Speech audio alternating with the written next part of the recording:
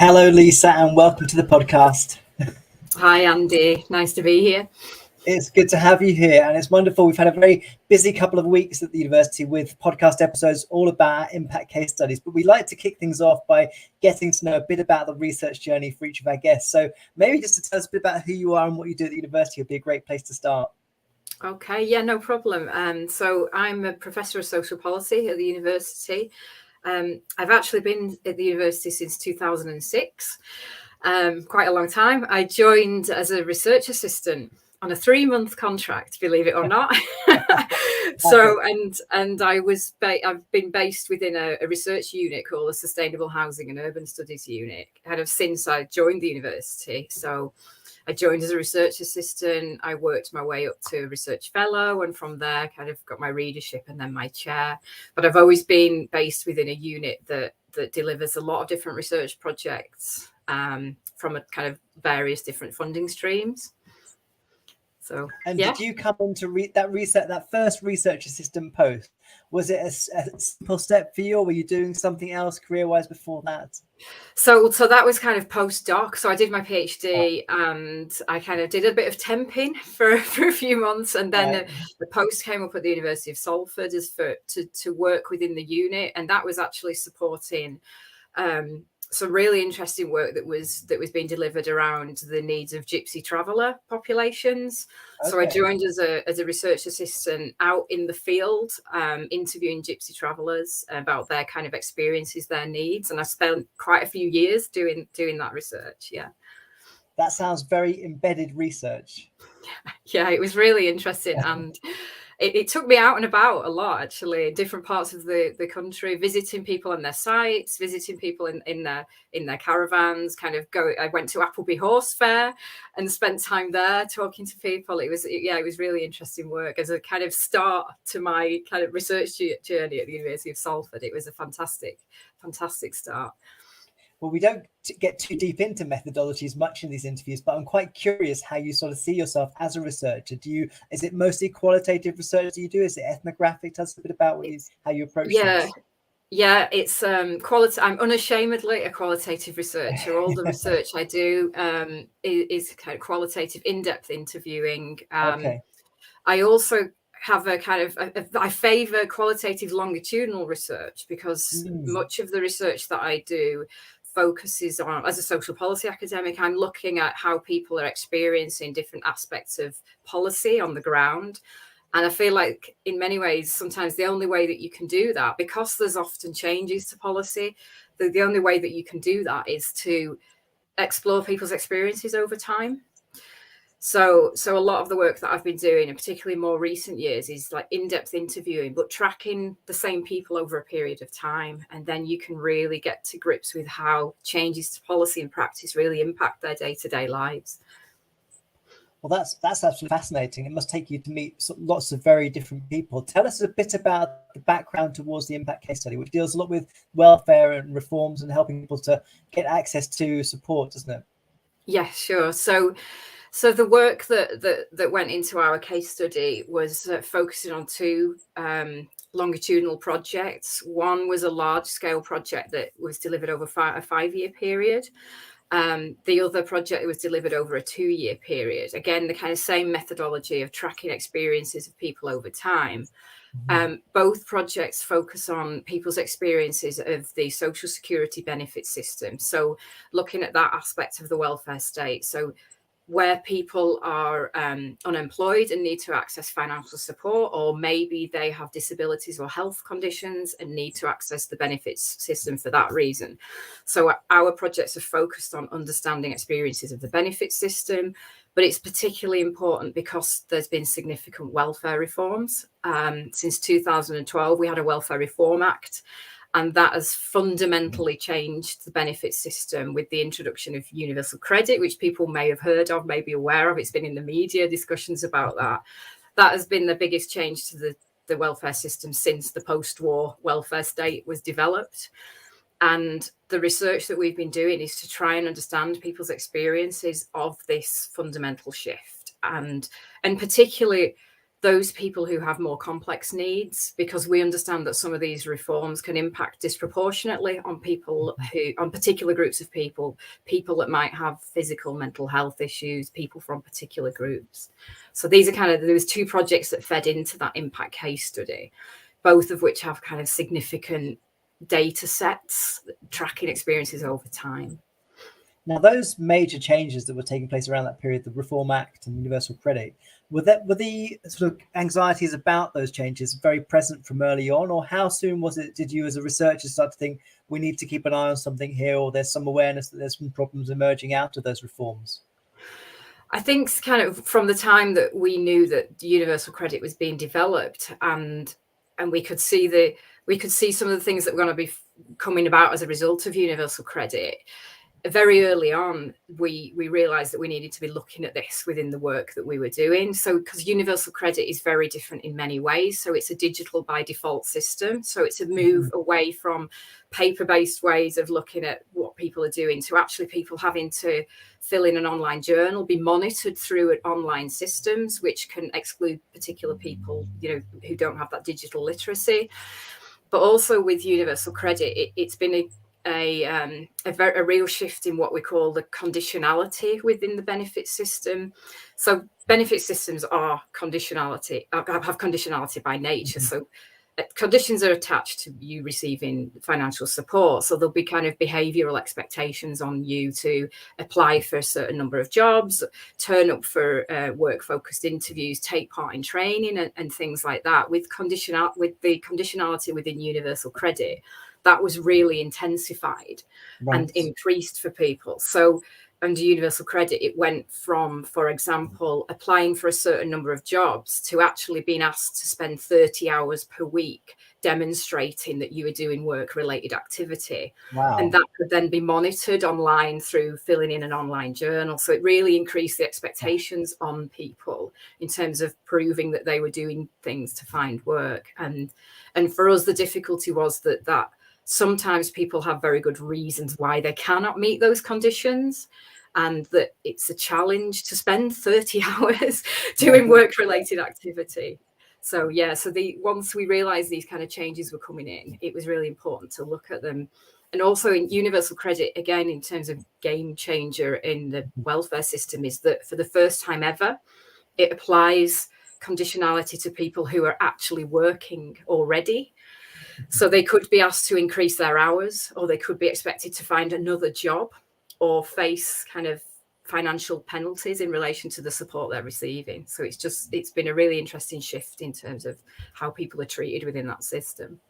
Absolutely. And I understand it's a very very far-reaching impact case study with lots of depth as well. Tell us a bit about the research team around it. What sort of scale of a team was it working on this? Wow. So there's two projects. The first project I mentioned, 5-year project, was called Welfare Conditionality. That had 6 institutions involved in it. So we were one of the co-investigator institutions. I was one of the co-Is on that, and it had a team of kind of 13 plus researchers. We were out in the field. We did 1,400 interviews in total. I'm saying I did not do 1,400 interviews, but overall we did 1,400 in-depth interviews with a range of people who were claiming benefits and experiencing conditionality. So it was a huge piece of work. It was the largest of its kind that explored kind of conditionality within the benefit system. The second project that I actually developed because of my involvement in the welfare conditionality project. One of the things I'd come across in the course of doing the interviews was I was coming across veterans, people who had served in the British Armed Forces, who were also within the benefit system. And I was coming across kind of particular issues that were maybe a kind of characteristic of the fact that they'd served in the armed forces, and that sometimes there could be differences in their experience. So I developed a second project, which I led and which Salford led, and built a team around that, working collaboratively with colleagues at York and UCLan. But that was specifically then to look at the experiences of veterans within the benefit system and track those. So kind of 2 quite big teams delivering research across England and Scotland. So we've tried, we've covered kind of devolved nations as well through the work. And there must be quite a legacy to that collaboration. Or I mean, was it a collaboration that was initiated by the project, or were there existing relationships that led to that? There were, a lot of the people who were involved had worked together before.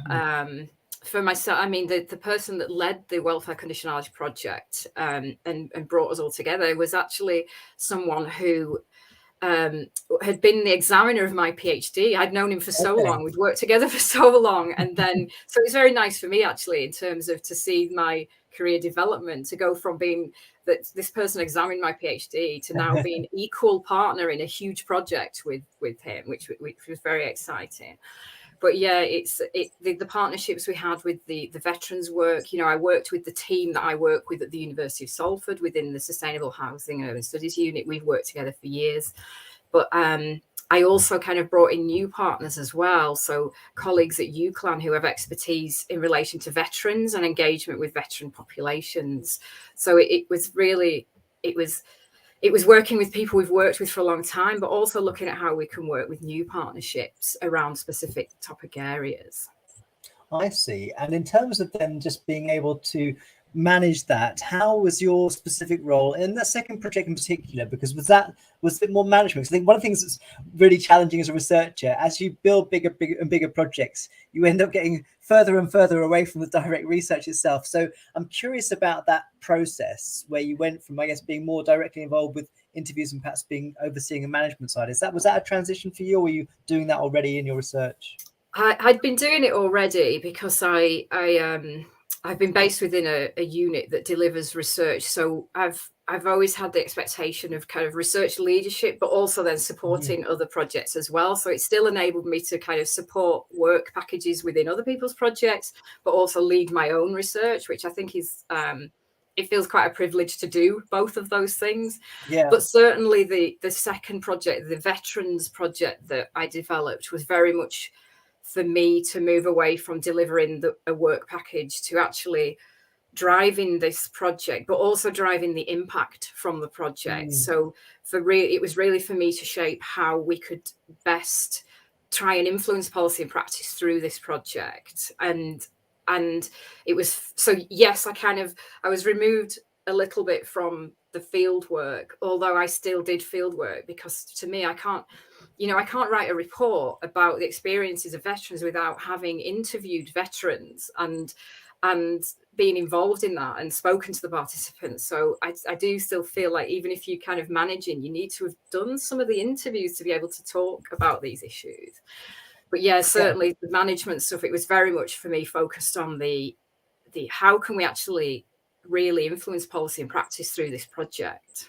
So I yeah, think that's such an interesting perspective, because it's again how you start to write big grant applications and make your expertise still relevant in the process of collecting data, which I completely agree. It's so crucial to be there, even if you can't do it all, to actually be embedded in the research so you understand what's happening, really, apart from anything. But keep an eye on that process as well. I suppose also I wonder about methodologies and how you innovate with methodologies. I guess some of the research may have predated COVID, so you didn't have to do too much that was online. I mean, have you had experience with having to do remote sort of sociological research and the challenges of that? Yes, absolutely. So during COVID, so one of the veterans work continues now. We got a continuation of funding. So we had quite significant impact with that project, and we got a continuation of funding. So the project finishes next year. But we've obviously experienced interviewing people before COVID, but also recontacting them during COVID. And that move, because most of the interviews were face to face, we've had that move to remote interviewing. So that shift in how we do the interviews to either doing them virtually like this or by telephone. We obviously still have a preference for face to face, because you get that kind of, you have that connection with people. Yeah. But like everyone else delivering research during COVID, we had to find a way to still do the projects and still get people's voices heard, but do that remotely. So yes, we've had to kind of shift our approaches.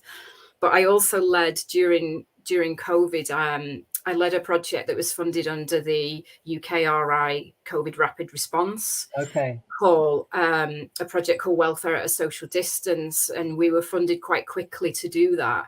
And that was all based around providing data as quickly as possible to support the national response. And that was one of the key data sets available in relation to the benefit system during COVID.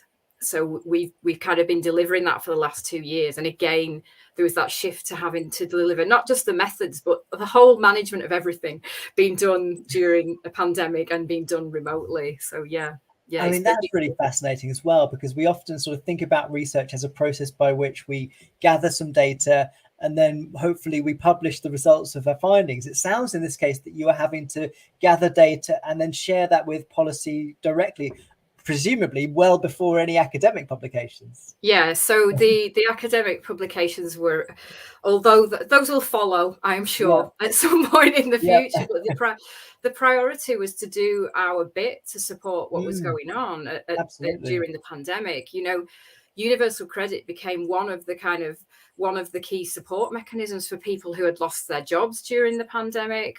I think the DWP had something like 1 million new applicants within the space of a couple of weeks or something like this. The numbers of people who were applying for universal credit was enormous, and we wanted to be able to support understanding how they were experiencing it, whether they were getting the money that they needed quickly, how they were navigating the kind of digital processes of the system. But we worked closely with the Department for Work and Pensions. So we fed back the data as quickly as we could to them so they can understand any kind of changes in their approaches that might be needed. But I think throughout the work that I've been doing, that engagement with the Department for Work and Pensions has been really important. And to me, it's really important in the work. And it's been important in the veterans work, having a positive engagement relationship with them. So coming from a position where we can be critical about what is going on, but offering kind of solutions. So you're not just sitting there saying everything's terrible and that's it. It's saying to them kind of, some of these things have worked well for people in this situation. This has worked well, but over here there's things that aren't working so well. So offering them ideas of where there is good practice that they can build on has been really important for a lot of the work and the impact that we've had through our work.